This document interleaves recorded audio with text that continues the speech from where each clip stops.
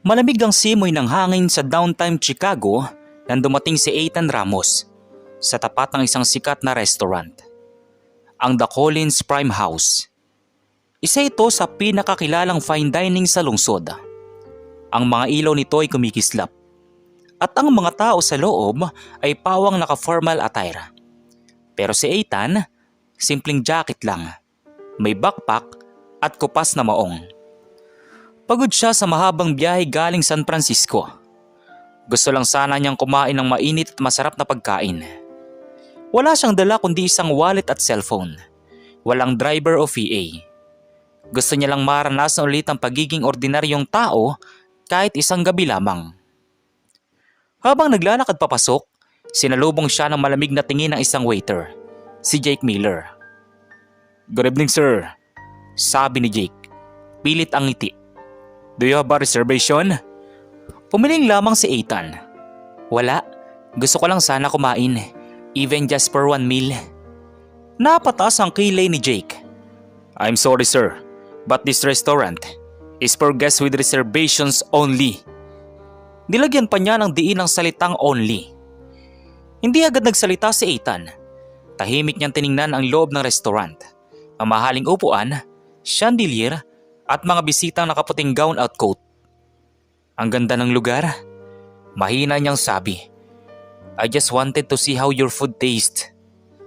Napailing si Jake. "Sir, I'm sure there are cheaper diners down the street. We can't let walk-ins disturb the guest." Habang nagsasalita pa si Jake, lumapit ang manager, si Chloe Carter. Matangkad, blonde, naka-black uniform at halatang sanay mamuno. "What's the issue here, Jake?" tanong niya. "This man walk in without reservation," sagot ni Jake. "Looks like he doesn't belong here." Napatingin si Chloe kay Ethan mula ulo hanggang paa.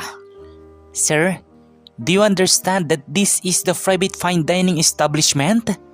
"Yes," magalang na sagot ni Ethan. "I just wanted to try your restaurant. I've been hearing a lot about it. I can pay." Ngumiti si Chloe, pero halatang peke. I'm sure you can, sir. But our tables are fully booked. You might want to try a buffet nearby." Tahimik lang si Ethan. Hindi siya nagalit. Kumuha siya ng card mula sa bulsa at tiningnan ang logo ng restaurant. The Collins Prime House, a Ramos Global property. Dahil doon ay napangiti siya. "So this is how it feels," mahina niyang sabi. "Excuse me, sir?" tanong ni Chloe. "Nothing," sagot ni Ethan sabay bitbit ng bag. "Salamat sa oras ninyo." Habang palabas na siya, nagbulungan ang dalawang waiter sa gilid. "Baka naghanap lang ng libre," sabi ng isa. "Yeah," sagot ni Jake. "He looks like one of those guys pretending to be rich online." Narinig yun ni Ethan, pero nagpatuloy lang siya sa paglakad. Nang makalabas, huminga siya ng malalim sa malamig na hangin. Sa sidewalk, umupo siya sandali at tumingin sa mga ilaw ng lungsod. Ganito pala tratuhin kapag akala nila'y wala kang pera. Bulong niya. Nakakatuwa, kasi ganito rin ang pakiramdam ng mga empleyado ko minsan. Baka itong pagkakataon para maramdaman ko rin. Samantala, kinabukasan, sa main office ng The Collins Prime House Group, abala ang mga tauhan sa paghahanda. May paparating daw na VIP investor mula sa Pilipinas. Isang malakas na partner ng kumpanya daw. Si Chloe ay todo ayos ng staff. "Everyone, this investor is from Ramos Global Holdings. He owns majority shares of several luxury brands. I want everything perfect." Ramos? Tanong ni Jake. "Sound familiar." "Of course," sagot ni Chloe. "He's a billionaire in the Philippines. If we impress him, maybe we'll get promoted." Ngumiti si Jake. "Don't worry, boss. I'll make sure this investor feels like royalty." Ngunit habang abala sila, dumating sa harap ng restaurant ang isang itim na limousine. Lumabas mula rito ang lalaking nakaitim na suit. May kasamang dalawang security escort. Nang buksan niya ang pinto ng restaurant, natigilan ang lahat. Oh my God! Mahina ngunit gulat na sabi ni Jake. Si Chloe naman ay hindi makapaniwala. Wait, that's... Ngumiti ang lalaki at naglakad papasok. Good morning, sabi nito. I believe we'd met. Tahimik naman si Jake. Si Chloe ay parang nawalan ng boses. I'm Ethan Ramos. Patuloy ng lalaki. Owner of Ramos Global Holdings, the company that owns the Collins Prime House. Nabingi ang buong restaurant sa katahimikan. Si Chloe ay napayuko habang si Jake ay nanginginig sa kaba. I'm sorry, Mr. Ramos. Nauutal niyang sabi. We didn't know. Ngumiti naman si Ethan. I know. That's why I came in last night without reservation. I wanted to see how you treat people. Sir, it was a misunderstanding, sabi ni Chloe. No, sagot naman ni Ethan. It wasn't a misunderstanding. It was a test. Lumapit siya sa gitna ng dining hall. You see, respect doesn't need reservation. Kung marunong lang kayong rumespeto sa kahit sinong pumapasok, kahit mahirap o mayaman, lahat kayo ay panalo. Tahimik ang lahat. Si Chef Rico Manzano, na noon patahimik sa gilid, lumapit at ngumiti. Sir Ethan, sabi niya, hindi ko sinabi sa kanila kung sino ka. Gusto ko makita kung paano kanila haharapin. Tumango naman si Ethan. At tama ang ginawa mo, Rico. Ngayon, alam ko kung sino ang tunay na marunong respeto. Pag-alis niya ng restaurant, naiwan si Chloe na nakatulala. Hindi niya inasahan na ang lalaking tinaboy niya kagabi ay ang mismong taong nagbibigay ng sahod sa kanila. Sa loob-loob niya, paulit-ulit ang parehong tanong. Bakit ko siya inusgahan agad? Dahil lang ba sa itsura? Tanong niya sa sarili. Habang sumasakay si Ethan sa sasakyan, ngumiti siya ng bagya. Hindi ko kailangan ng grand welcome. Mahina niyang sabi. Ang gusto ko lang, makitang may mga taong marunong rumespeto, kahit sa mukhang wala at mukhang mahirap. At sa likod ng tinted window ng kanyang limousine, tinitigan niya muli ang logo ng restaurant na minsang pinalaya siya. Ngayon, siya nang dahilan kung bakit ito magbabago. Kinabukasan, maagang pumasok ang lahat ng empleyado ng The Collins Prime House. Tahimik ang paligid. Walang nagbibiro, walang nagtatawanan. Kahit ang dating maingay na waiter na si Jake ay tila nawalan ng boses. Ang balita ay kumalat na. Ang lalaking tinaboy nila kagabi ay mismong may-ari pala ng kumpanya. Sa opisina sa itaas ng restaurant, nakaupo si Chloe Carter. Kinakabahan habang hinihintay si Mr. Henry Collins, ang regional director. Pagbukas ng pinto, agad siyang tumayo. Mr. Collins, I'm sorry about last night. I didn't know he was.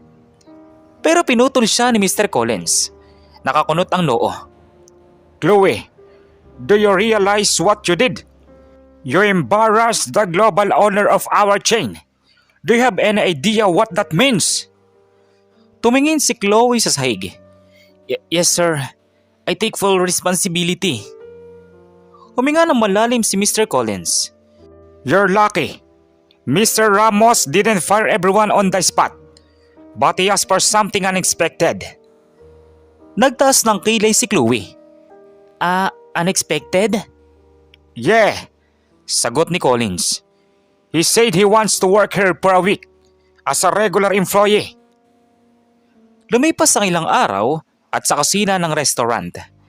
Nagulat ang lahat nang makita si Ethan Ramos. Nakasuot ng simpleng apron, may hawak na tray at nakangiting parang ordinaryong staff. Good morning everyone, sabi niya. Tahimik ang lahat. Walang makatingin ng diretso sa kanya. Lumapit si Chef Rico Manzano at ngumiti. Sir, sigurado po ba kayo? Baka hindi kayo sanay sa ganitong trabaho. Ngumiti lamang si Ethan. Rico, sa tagal kong nagnegosyo, alam kong hindi magiging tunay na leader kung hindi mo alam ang pinagdadaanan ng mga tao mo. Gusto kong maranasan ulit kung paano maging empleyado. Habang lumalapit si Jake, halatang kinakabahan. Oh, Sir Ethan, do you want me to train you with the basics? Of course, sagot ni Ethan. I'm all yours, Jake. Parang nahiya si Jake. Sir, I'm sorry about what I said before. I was rude and... Tinapik ni Ethan ang balikat niya. It's fine. What matters is what you'll do after your mistakes. Lumipas sa mga araw, nagtrabaho si Ethan sa lahat ng posisyon. Naglilinis ng mesa, nag-aasikaso ng customer, at minsan ay tumutulong sa kitchen. Lahat ng staff ay tahimik sa tuwing kasama siya. Pero habang tumatagal, napapansin nila na hindi pala siya suplado o pagmataas. Si Chloe, sa kabilang banda, ay halos hindi makatingin sa kanya. Araw-araw, pinagmamasdan niya si Ethan. Kung paano nito pinupunasan ng sahig na parang ordinaryong tao. Kung paano siya ngumingiti kahit pagod na. Isang gabi, nagtagpo sila sa back kitchen matapos magsara ng restaurant. Mr. Ramos? Mahinang sabi ni Chloe. I still can't believe you're doing this. Ngumiti naman si Ethan. You know, Chloe, when I started my first business, ako rin mismo ang tagalinis ng shop ko. Ako ang waiter, ako ang cashier, ako lahat. Kaya siguro hindi ko kayang kalimutan kung gaano kahirap ang ganitong trabaho. Tahimik lang si Chloe. Kita sa mukha niya ang hiya. I was arrogant, sabi niya. I judge you by how you look. You didn't deserve that. Maybe I did, sagot ni Ethan, nakangiti. Kasi kailangan ko ring matuto. Matagal na ako nakaupo sa taas bilang may-ari. Minsan nakakalimutan ko kung gaano kabigat ang nasa ibaba. Samantala, kinabukasan, may dumating na grupo ng mga mayayamang customer. Isa sa kanila ang kilalang businesswoman na si Mrs. Hargrove, na kilala sa pagiging mapangusga sa mga staff. Excuse me? Sigaw ni Mrs. Hargrove. Where's my wine? We've been waiting 10 minutes. Agad na lumapit si Jake. Ngunit nauutal. Sorry ma'am. Bago pa siya mapaya, si Ethan ang humakbang. Ma'am, ako na po, sabi niya. Kinuha niya ang wine, binuksan ng maayos at marahan itong nilagay sa baso ng ginang. I hope this one meets your taste. Aged perfectly. Imported from France. Tiningnan siya ni Mrs. Hargrove. You seem to know a lot about wine for a waiter. Ngumiti si Ethan. A little. I used to own a few vineyards back home. Napataas ang kilay ni Chloe sa gilid. Gusto niyang matawa. Kasi totoo nga naman. Pero pinigilan niya. Pagkatapos ng service, nilapitan siya ni Jake. Sir, grabe. You handled her like a pro. I've never seen anyone that calm. Experience, sagot ni Ethan. Pero alam mo Jake, kaya ako kalmado kasi alam kong mas mahalaga ang respeto kaysa takot.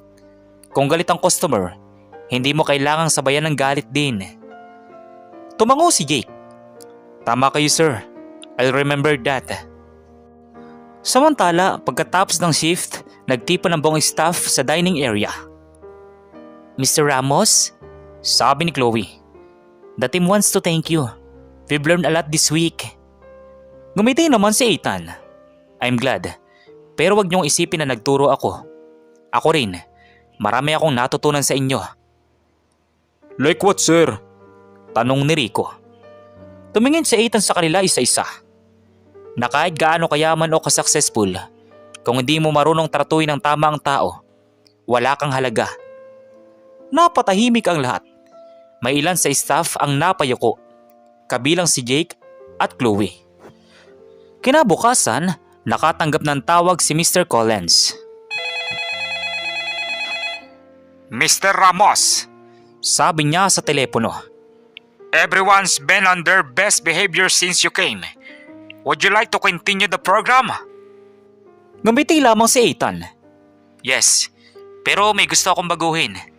Starting next week, lahat ng branches will have a new rule. No discrimination based on appearance, language, or status. I want every customer treated equally. Understood, sir. sabi ni Collins. And the staff? Give them a raise, sagot ni Ethan. They deserve it, not because I'm rich, but because they work hard. At sa gabing iyon, tumingin si Ethan sa labas ng bintana ng kanyang hotel room. Ang mga ilaw ng Chicago ay kumikislap. Pero sa isip niya ay mga mukha ng mga taong nakilala niya. Lalo na si Chloe na unti-unting nagbago. Kung minsan, bulong niya sa sarili. Kailangan mo maging ordinaryo para matutong maging tunay na tao ulit. Lumipas ang ilang araw mula na magsimulang magtrabaho si Ethan Ramos bilang ordinaryong staff sa The Collins Prime House. Unti-unti nagbago ang ihip ng hangin sa loob ng restaurant. Literal at simboliko. Dati, bawat isa'y laging nakakunot noo, takot magkamali at nag-aagawan sa papuri ng manager. Pero ngayon, mas magaan na ang hangin, mas magalang ang usapan at mas maganda ang pakikitungo sa isa't isa. Isang umaga, dumating si Chloe Carter ng mas maaga kaysa dati. May dala siyang coffee tray at ibinigay ito sa mga staff. Good morning, team, bati niya. I got everyone coffee. Let's start the day right. Nagulat ang mga waiter. Si Jake ang unang natawa. Manager Chloe, ikaw ba yan? Hindi ka ba napilitan? Ngumiti naman si Chloe. Maybe I just realized something important. Kasabay noon, pumasok si Ethan. Nakasuot pa rin ang simpleng apron. Good morning, bati niya. Nice to see everyone is smiling this early. Because of you, sir, sagot naman ni Rico. Ibang-iba ng atmosphere dito mula nang dumating ka. Ngumiti naman si Ethan. Hindi dahil sa akin, dahil sa inyo. Napagtanto nyo na ang respeto ay libre. At kapag binigay mo yan, bumabalik ng doble. Samantala, habang abala sila sa kitchen, napansin ni Jake na si Ethan ay tumutulong maglinis ng sahig kahit hindi niya trabaho. Sir, you don't have to do that, sabi ni Jake. We can handle it. Ngumiti si Ethan. Kung kaya kong mag-utos, kaya ko rin gumawa. Ang leader, hindi lang marunong mag-utos, marunong ding magpakita ng halimbawa. Napangiti si Jake, sabay sabi. No wonder you're a billionaire, sir. You actually get your hands dirty. Hindi yan dahilan, sagot ni Ethan. Bilyonaryo man o hindi, pare-pareho lang tayong tao. Parehong napapagod, parehong may pangarap. Habang lumilipas sa mga oras, unti-unting nakikita ni Chloe ang kabuuan ng pagkatao ni Ethan. Hindi lang siya mayaman, siya'y may puso din. Marunong makinig, marunong magbigay, at higit sa lahat marunong umunawa. Isang gabi, habang nag-iinspeksyon si Chloe sa dining area, lumapit si Ethan bitbit ang isang tray ng pagkain. Manager Chloe, sabi niya, I prepared something for the staff. Adobe steak, isang special dish galing sa Pilipinas. Wow, sabi ni Chloe. Naamoy agad ang halimuyak ng sauce. That smells amazing. Matututo ka rin ito, sabi ni Ethan. Gusto kong ituro sa kitchen team bilang part ng menu. Next month, Filipino fusion dish para may tatak ng puso. Tumango si Chloe. You're really changing how we do things here. Hindi ako, sagot ni Ethan. Tayo, dugtong pa niya. Pagkatapos ng shift, habang nagliligpit sila, naglakas loob si Jake na magsalita. Sir, gusto kong magpasalamat. Dati, akala ko kapag mahirap ka, automatic na mababa ka. Pero because of you, napagtanto kong mas mayaman pala ang taong marunong gumalang. Tinapik siya ni Ethan. Good, tandaan mo yun Jake. Ang yaman, madaling mawala. Pero ang ugali, bitbit mo kahit saan ka magpunta. Kinabukasan, nagpunta si Mr. Henry Collins sa branch para personal na makipagkita kay Ethan. Mr. Ramos, sabi niya. I've been getting reports about this branch. Sales are off. Customers' feedback is incredible. What's your secret? Ngumiti naman si Ethan. Respect. That the only ingredients missing before. Once you put that in the recipe, everything tastes better. Tumawa si Collins. You're really something, Ethan. You know, I was skeptical about your undercover idea, but now I see it work. Ngumiti ulit si Ethan. It's not undercover. It's a reminder that success starts without humility. Sa mga sumunod na araw, nakasama ni Chloe si Ethan sa isang deliveries at kitchen meetings. Habang magkasama sila, unti-unti niyang nakikita ang kababaang loob ng lalaki. Hindi niya maipaliwanag pero may kakaiba siyang nararamdaman. Hindi lang respeto, kundi paghanga. Isang gabi, matapos ang trabaho, naglakad sila palabas ng restaurant. Mr. Ramos, sabi ni Chloe. Can I ask something personal? Sure, sagot naman ni Ethan. Go ahead. Why are you so kind? Noon, pwede mo kaming tanggalin sa trabaho dahil sa ginawa namin. Pero pinili mong magpakumbaba. Why are you so kind? Tumingin si Ethan sa langit na puno ng bituin. Because once upon a time, I was also treated like I was nothing. Dati akong janitor sa isang restaurant sa Maynila. Tinawanan ako. Minamalit ako. Pero may isang taong naniwala sa akin. Isang matandang chef. Sabi niya, anak, balang araw, ikaw rin ang magbibigay ng trabaho sa iba. Pero wag mong kalimutan kung saan ka nanggaling. Tahimik si Chloe. Ramdam niya ang bigat ng bawat salita. Now, I understand. Sabi niya, it's not about his status, it's about remembering. Ngumiti si Ethan. Exactly. Ganun lang, Chloe. Pagbalik nila sa restaurant kinabukasan, nakasabit na sa pinto ang bagong signage. All guests welcome. No reservation needed. Napatigil si Jake. Sir, kayo po bang nagpaprint nito? Ngumiti naman si Ethan. Oo, dahil gusto kong lahat ng papasok dito ay maramdaman na pantay-pantay. Wala nang mayaman, wala nang mahirap. Lahat bisita, lahat ginagalang. Tumango naman si Chloe, sabay sabi. You really turned this place into something more than a restaurant, sir. You turned it into a lesson. Ngumiti din si Ethan. Hindi aral to para lang sa inyo, Chloe. Aral din to para sa akin. Habang naglalakad siya palabas, nagpasalamat sa kanya ang bawat staff. Thank you, Sir Ethan. Salamat po. Dahil sa inyo, proud na ako magsuot ng uniform na ito. Dahil doon ay muling napangiti si Ethan. Hawak ang kanyang apron. Ang uniform ay hindi sukatan ng halaga ng tao. Ang puso ang tunay na tatak ng dangal. Sa labas ng restaurant, huminto siya tumingin sa sign na minsan ay naging dahilan ng kanyang pagkapahiya. Ngayon, ibang-iba na ito. Ang dating pintuan ng diskriminasyon ay naging simbolo ng respeto. Habang tinatabla ng malamig na hangin, napangiti siya. Ganito palang tunay na tagumpay. Bulong niya. Hindi lang pera, kundi pagbabagong dala mo sa mga tao. At sa loob, habang pinagmamasdan siya ni Chloe sa bintana, mahina nitong sinabi. He didn't just change the restaurant, he changed us. Bulong ni Chloe. Makalipas ang 2 linggo, mula nang mabunyag na si Ethan Ramos ang tunay na may-ari ng The Collins Prime House, unti-unti nang nagbago ang takbo ng restaurant. Wala nang dating yabang, wala nang tinginan mula ulo hanggang paa ng mga staff sa bawat customer. Ngayon, bawat taong pumapasok, may ngiti at pagbati. At sa likod ng pagbabago, isa lang ang hindi nila nakikita ng karamihan. Ang bigat ng aral na tinanggap nila. Isang umaga, maagang dumating si Chloe Carter sa opisina ng branch.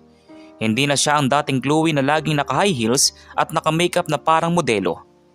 Simple na lang siya ngayon. Naka-ponytail, minimal lipstick at ngiting totoo. Good morning, team.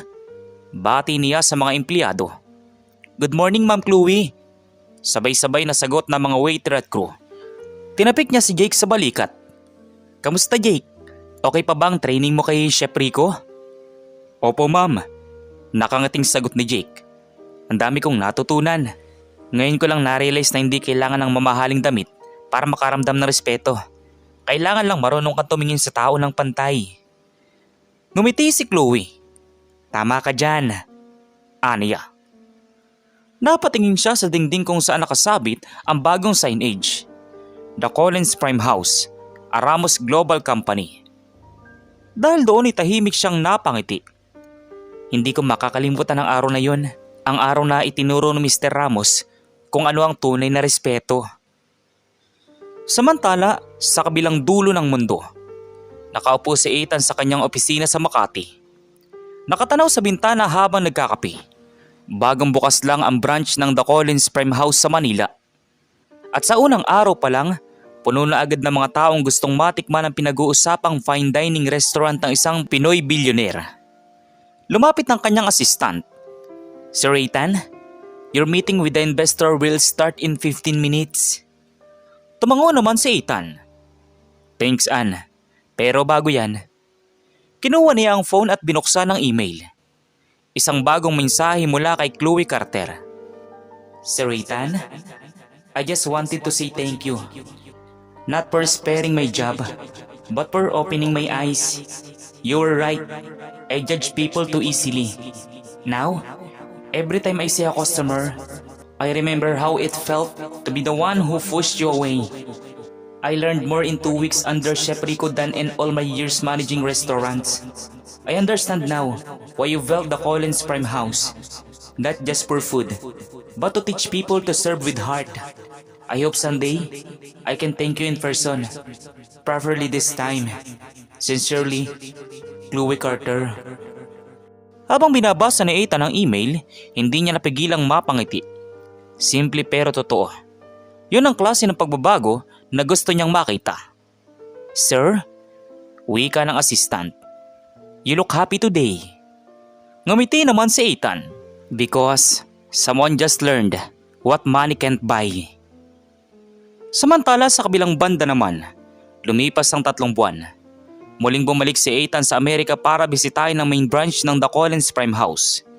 Hindi na siya nagpapaalam. Gusto niyang makita ulit kung ano na ang naging resulta ng kanilang pagbabago. Pagpasok niya sa pinto, sinalubong siya ng pamilyar na mukha. Good evening, sir. Welcome to the Collins Prime House. Masiglang bati ni Chloe, na ngayon ay nakasuot ng simpleng uniforme at genuine na ngiti. Hindi niya agad namukaan si Ethan dahil formal din ito ngayon. Pero na magtama ang kanilang mga mata, tila bumagal ang oras. Mr. Ramos? Mahina niyang sabi. Ngumiti si Ethan. Long time no see, Mrs. Carter. Kamusta? Napahinga siya ng malalim, sabay ngiti ng mahiya at tuwa. Hindi ko akalaing babalik kayo dito ng ganito kabilis. Gusto ko lang makita kung totoo nga bang nagbago ang lugar na to. Sagot ni Ethan. At mukhang hindi ako nabigo ah. Ngumiti naman si Chloe.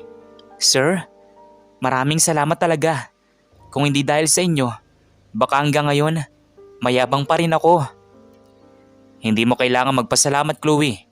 Sabi ni Ethan. Ang kailangan mo lang, ipasa mo ang natutunan mo sa iba. Yan ang tunay na pagbangon. Dahil doon ay tahimik silang nagkatinginan. Sa mga sandaling iyon, hindi na boss at empleyado ang tinginan nila, kundi 2 taong pareho ng natutong pahalaga ng dangal ng bawat isa. Habang kumakain si Ethan sa sulok ng restaurant, pinapanood niya kung paano ngumiti si Chloe sa bawat customer. Maging bata, matanda, mayaman o simpleng dumaan lang. Wala nang dating Chloe na mapangusga. Lumapit si Jake na may dalang dessert. Sir Ethan, dessert. On the house po. Gawa na Chef Rico. Napangiti si Ethan. Salamat Jake. You've improved a lot. Tumawa naman si Jake dahil sa sinabi ni Ethan. Dahil sa inyo rin po sir. Hindi na ako nagmamadaling husga ng mga tao. Ngayon, masarap palang magtrabaho kapag marunong ka rumispeto. Napatango si Ethan. That's what I wanted to hear. Aniya. Pagkatapos niyang kumain, lumapit si Chloe. Sir, bago kayo umalis, may gusto kong sabihin. Ano yun? Tanong ni Ethan. I used to think that success was about control. Sabi ni Chloe, seryoso ang muka. But you taught me that real success is about compassion. Napangiti si Ethan. And that's something money can teach. Only experience. Aniya. Napatahimik sila sandali. Pagkatapos, iniabot ni Chloe ang isang maliit na kahon. Pasalubong mula sa team, sir. Chocolate from the staff. Hindi mamahalin, pero galing sa puso namin. Tinanggap naman ni Ethan ang kahon, sabay tawa. Salamat, Chloe. I'll keep this one.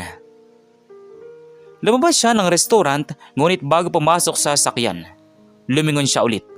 Sa salamin, nakita niya si Chloe at Jake. Nagtutulungan at masayang nakikipag-usap sa mga customer. At sa isip niya, sinabi niya sa sarili, hindi lahat ng pagbabago ay nakikita sa kita. Yung tunay na tagumpay, nasa puso ng taong natutong magpakumbaba. Aniya sa isip. Pag-uwi niya sa Pilipinas, tumingin siya sa labas ng eroplano at napangiti. Mission accomplished, sabi niya sa sarili. Hindi ko lang binago ang restaurant, binago ko rin ang mga puso nila. Aniya. Ang leksyon sa kwentong ito, huwag husgahan ng tao base sa panlabas na anyo. Dahil minsan, ang taong minamaliit mo, siya rin palang magtuturo sa iyo kung ano ang tunay na halaga ng respeto. Kayo, ano pong masasabi niyo sa kwento natin ngayon? At kung anong mga aral po ang mga natutunan ninyo? Maaari niyo po bang i-comment dun sa baba dun sa comment section para muli ko pong mabasa? So once again, inuulit ko pong muli. Ako po si Tamoxki TV. Kita-kita po tayong muli sa mga susunod pa nating maraming mga video. Thank you and God bless you all. Peace out.